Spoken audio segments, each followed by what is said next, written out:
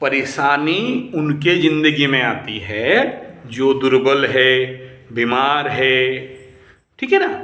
ये धरित्री वीर भोग्या धरित्री, वीरों के लिए भोग करने का अधिकार है।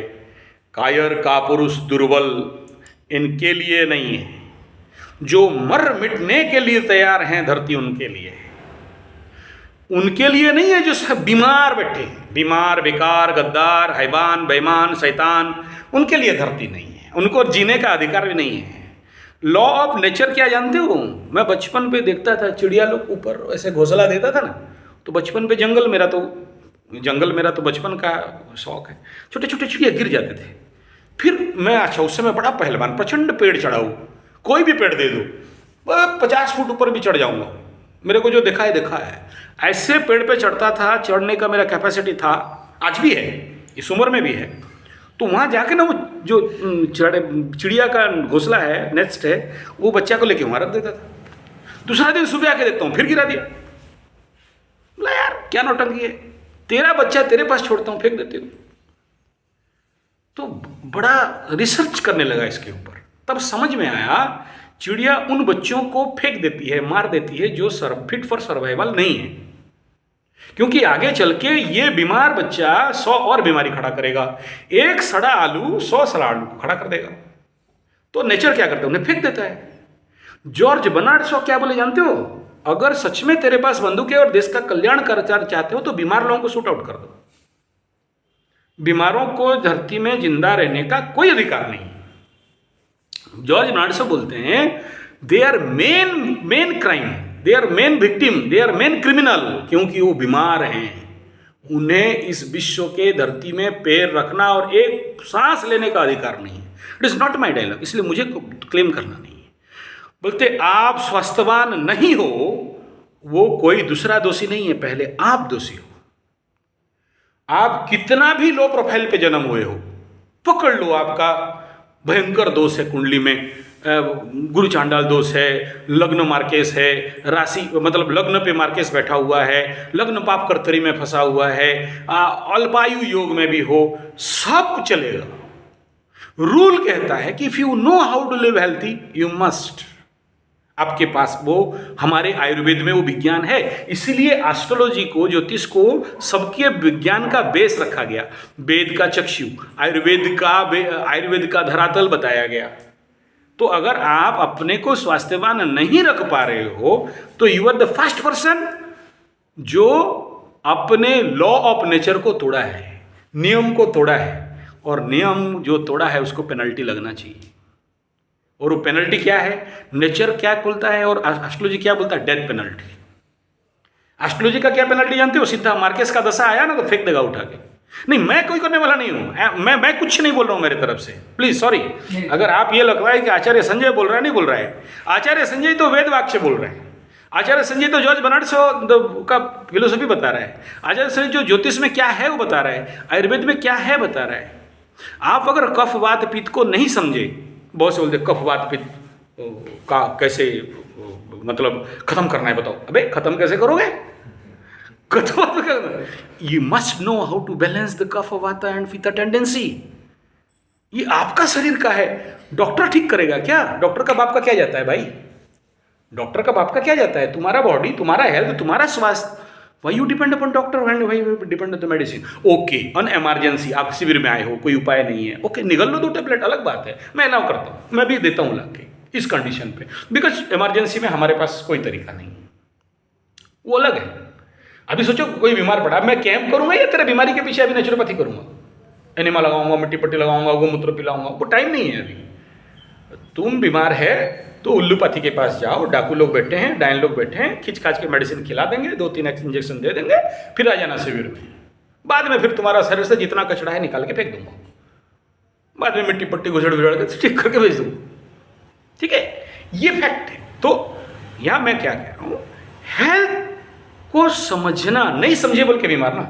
मेरे को बहुत सारे एस्ट्रोलॉजी में आके बोलते सर क्या पत्थर पहनेंगे, कितना लगेगा, क्या पूजा करेंगे, बोला खाक करेगा, एकदम कुछ नहीं करना है। बोला क्या ज्योतिषी हो यार?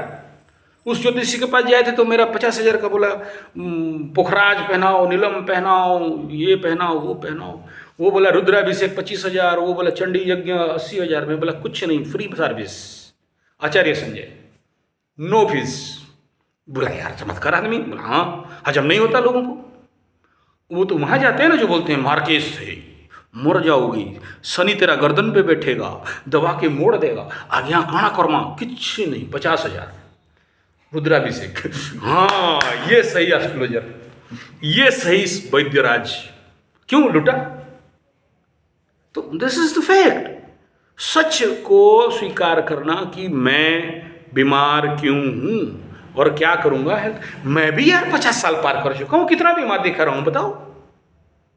वो मैं ही बीमार हूं। एक बात बताओ, बीमार आदमी से आशा करोगे क्या कि कोई क्रिएटिव काम करेगा, कोई महान काम करेगा, रगड़ के काम करेगा? मैं भी बीमार होता तो यहां बोलता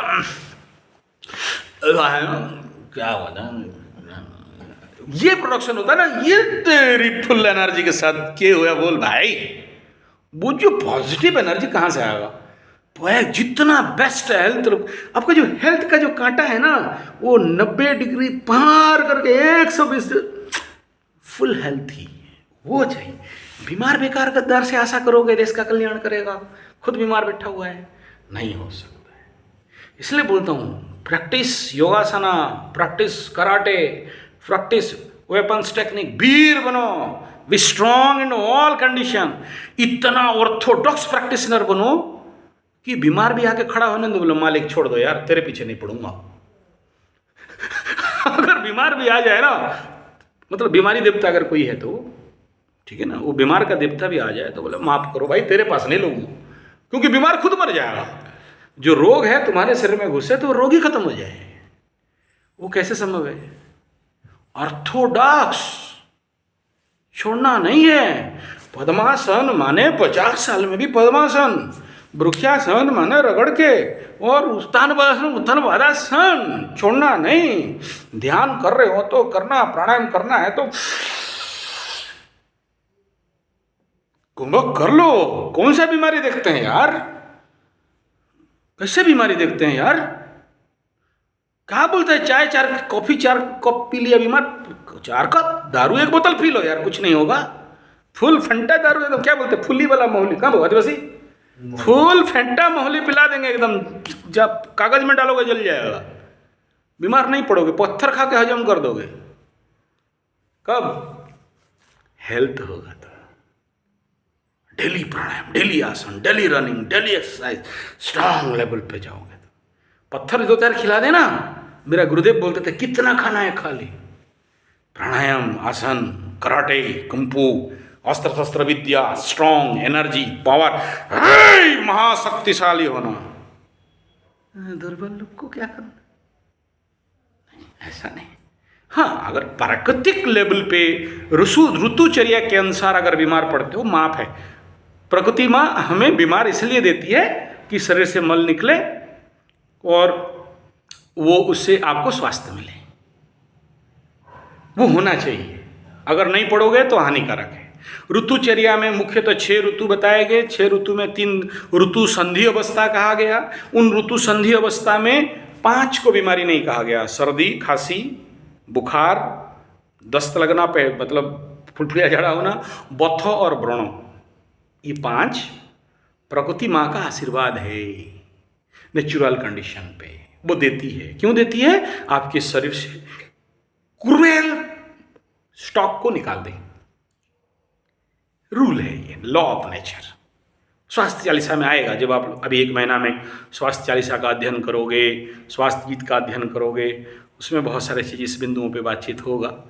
तो ये जानना जरूरी है। If you are not healthy, then आपसे बच्चा क्या लेगा? क्या बच्चा आपसे देखा कि हमारा आचार्य खुद बीमार चल रहे हैं, is not so strong, is not so energetic, तो आप क्या प्रोडक्ट करोगे?